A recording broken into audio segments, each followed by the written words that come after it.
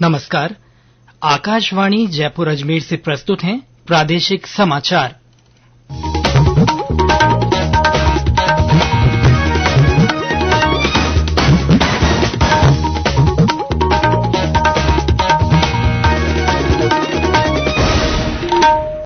मुख्य समाचार।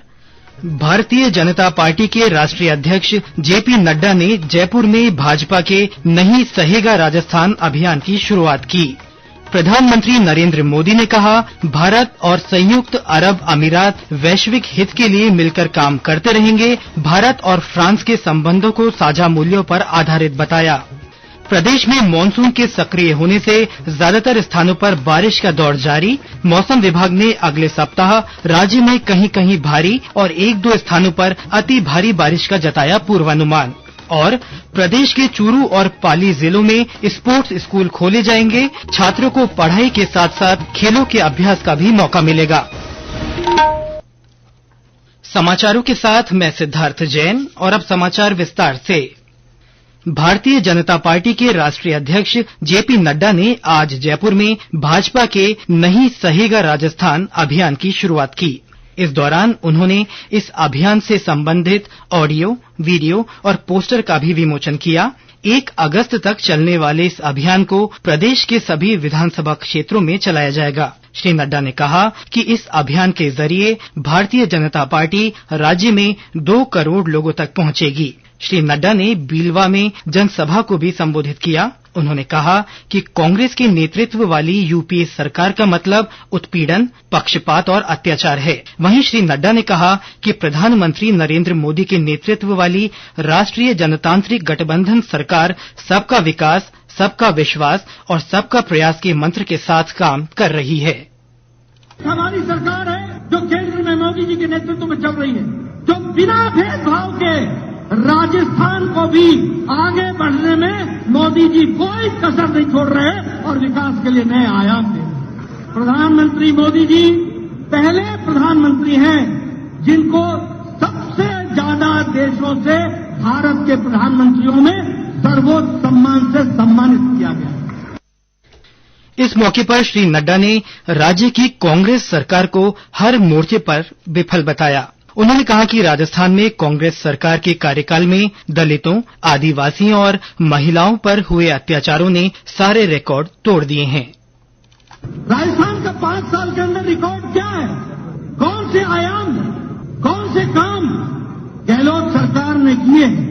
उल्टे कुशासन के झंडे झुलाने का काम किया है तो गहलोत सरकार ने किया। अगर भ्रष्टाचार में किसी ने रिकॉर्ड बनाया तो गहलोत सरकार ने। चाहे दलितों पर अत्याचार हो, महिलाओं पर अत्याचार हो, आदिवासियों पर अत्याचार हो, बच्चों पर अत्याचार हो, सभी में राजस्थान ने सारे रिकॉर्ड तोड़ने का काम किया है तो गहलोत सरकार ने। जनसभा में पूर्व मुख्यमंत्री वसुंधरा राजे, भारतीय जनता पार्टी के प्रदेश अध्यक्ष सीपी जोशी, नेता प्रतिपक्ष राजेंद्र राठौड़ सहित प्रमुख नेता मौजूद रहे। जनसभा के बाद श्री नड्डा ने भाजपा के प्रदेश पदाधिकारियों और सभी मोर्चों के प्रदेश अध्यक्षों के साथ बैठक कर संगठनात्मक विषयों पर चर्चा की। प्रधानमंत्री नरेंद्र मोदी ने कहा है कि भारत और संयुक्त अरब अमीरात वैश्विक हित के लिए मिलकर काम करना जारी रखेंगे। श्री मोदी ने एक ट्वीट में कल संपन्न हुई अमीरात यात्रा का वीडियो साझा करते हुए ये बात कही। श्री मोदी ने भारत से चंद्रयान 3 के सफल प्रक्षेपण पर टिप्पणी के लिए अमीरात के राष्ट्रपति शेख मोहम्मद बिन जायद अल नहयान को धन्यवाद दिया और कहा कि चंद्रयान की सफलता पूरी मानव जाति के हित में होगी। श्री मोदी ने फ्रांस के राष्ट्रपति इमैनुएल मैक्रों को भी धन्यवाद देते हुए कहा कि भारत और फ्रांस के दीर्घकालिक संबंध साझा मूल्यों और साझा स्वप्नों पर आधारित हैं।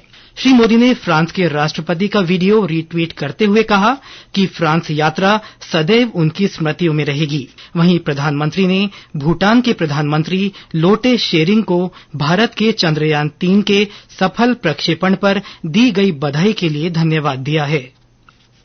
भारतीय अंतरिक्ष अनुसंधान संगठन इसरो ने चंद्रयान 3 को उसकी कक्षा में और अधिक ऊंचाई पर सफलतापूर्वक स्थापित कर दिया है।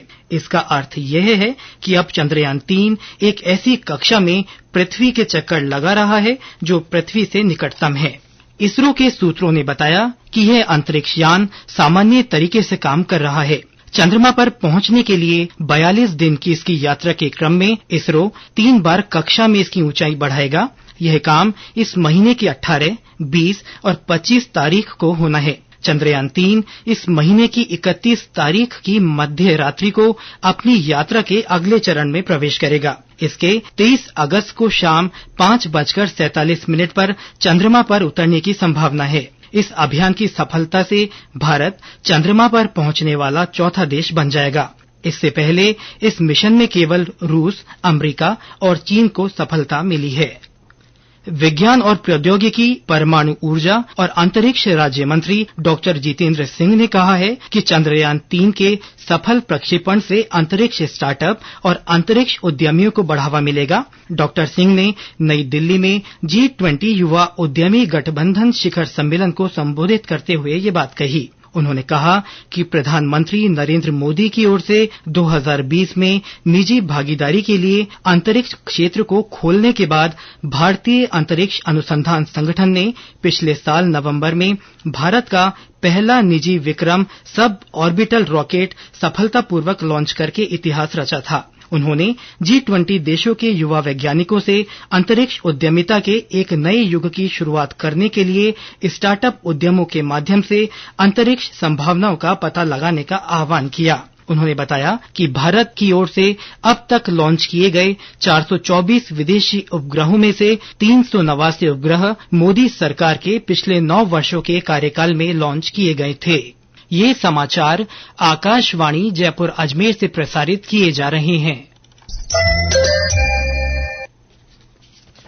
केंद्रीय मंत्री हरदीप सिंह पुरी ने आज कहा कि भारत और फ्रांस अपनी रणनीतिक भागीदारी की रजत जयंती मना रहे हैं और दोनों देशों के बीच यह भागीदारी स्वतंत्रता, लोकतंत्र और सुदृढ़ीकरण के सशक्त आधार पर बनी है। नई दिल्ली में पार्टी मुख्यालय में संवाददाताओं से बातचीत में उन्होंने कहा कि भविष्य में भारत और फ्रांस अपने रक्षा सहयोग का दायरा बढ़ाएंगे और उन्नत वैमानिक प्रौद्योगिकियों के क्षेत्र में भी परस्पर सहयोग के लिए युद्धक विमानों के इंजन को संयुक्त रूप से विकसित करेंगे। श्री पुरी ने कहा कि श्री मोदी पहले ऐसे प्रधानमंत्री हैं जिन्होंने फ्रांस के सर्वोच्च सम्मान the grand cross of the legion honour से सम्मानित किया गया है।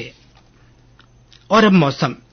प्रदेश में मानसून के सक्रिय होने से राजधानी जयपुर, दौसा, सीकर, हनुमानगढ़, झालावाड़ सहित कई जिलों में बारिश हुई। वहीं बूंदी, चूरू, भरतपुर, टोंक, करौली और सवाई माधोपुर में हल्की से मध्यम वर्षा होने से लोगों को गर्मी से राहत मिली। अलवर जिले में बारिश होने से रूपारेल और नटनी का बारा नदी में पानी की आवक शुरू हो गई है।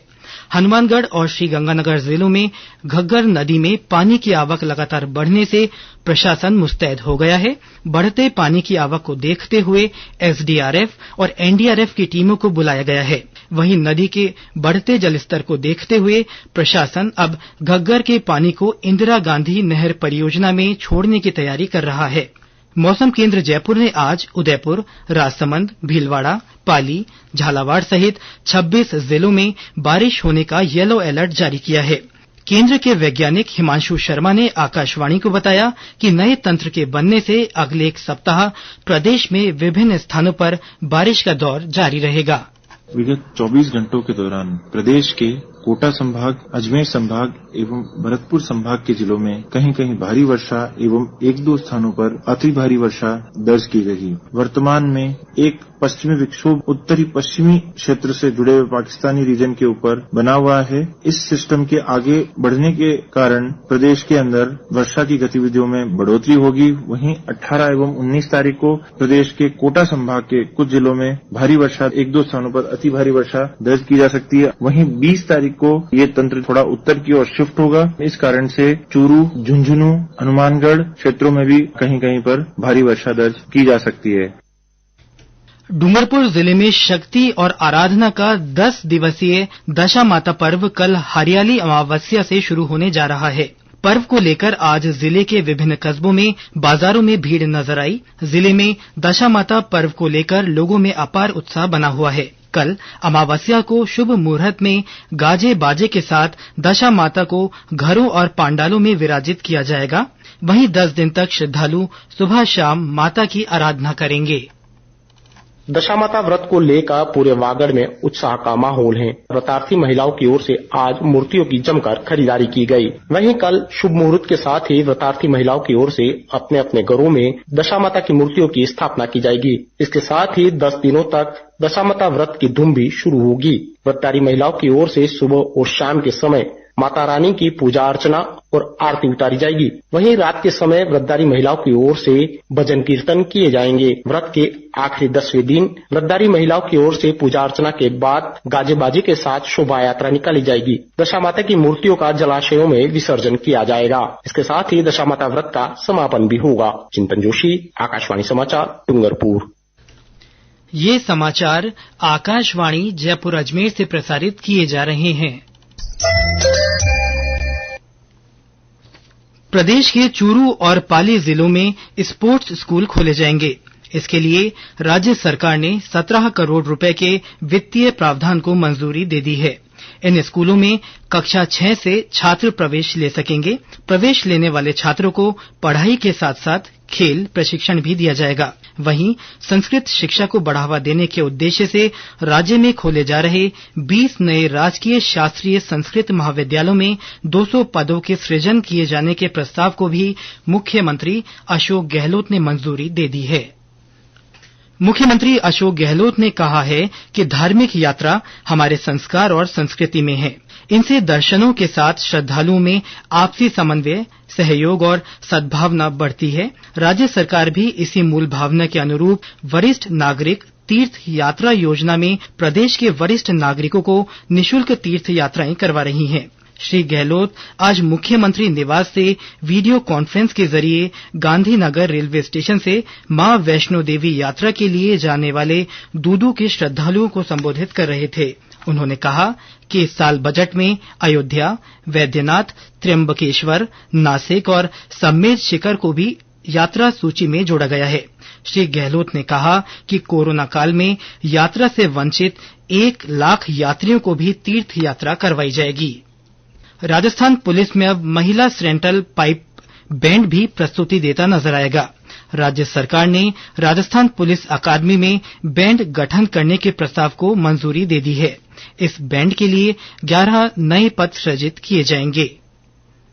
बूंदी जिले के रामगढ़ विषधारी बाघ अभ्यारण्य में बाघों का कुनबा बढ़ने लगा है। वन क्षेत्र में लगे कैमरों में 3 शावक नजर आए हैं। इस सूचना के बाद जिला कलेक्टर डॉक्टर रविन्द्र गोस्वामी ने वन्य जीव प्रेमियों और जिले वासियों को शुभकामनाएं दी हैं।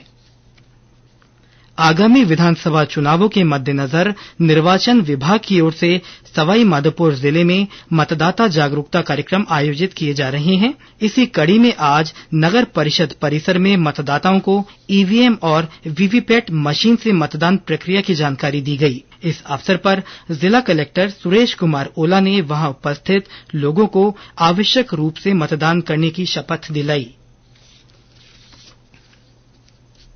केंद्र सरकार देश भर में 1658 वृद्धाश्रमों की देखरेख कर रही है और इनके लिए कुल 321 करोड़ 97 लाख रुपए वितरित किए जा चुके हैं। सामाजिक न्याय और अधिकारिता राज्य मंत्री रामदास अठावले ने बताया कि मंत्रालय देश भर में 2 करोड़ 67 लाख दिव्यांगजनों के कल्याण संबंधी कार्यों में लगा हुआ है। और अंत में मुख्य समाचार एक बार फिर। भारतीय जनता पार्टी के राष्ट्रीय अध्यक्ष जेपी नड्डा ने जयपुर में भाजपा के नहीं सहेगा राजस्थान अभियान की शुरुआत की। प्रधानमंत्री नरेंद्र मोदी ने कहा है कि भारत और संयुक्त अरब अमीरात वैश्विक हित के लिए मिलकर काम करते रहेंगे। उन्होंने भारत और फ्रांस के संबंधों को साझा मूल्यों पर आधारित बताया। प्रदेश में मानसून के सक्रिय होने से ज्यादातर स्थानों पर बारिश का दौर जारी है। मौसम विभाग ने अगले सप्ताह राज्य में कहीं कहीं भारी और 1-2 स्थानों पर अति भारी बारिश का पूर्वानुमान जताया है। और प्रदेश के चूरू और पाली जिलों में स्पोर्ट्स स्कूल खोले जाएंगे। छात्रों को पढ़ाई के साथ साथ खेलों के अभ्यास का भी मौका मिलेगा। इसके साथ ही प्रादेशिक समाचार बुलेटिन समाप्त हुआ। नमस्कार।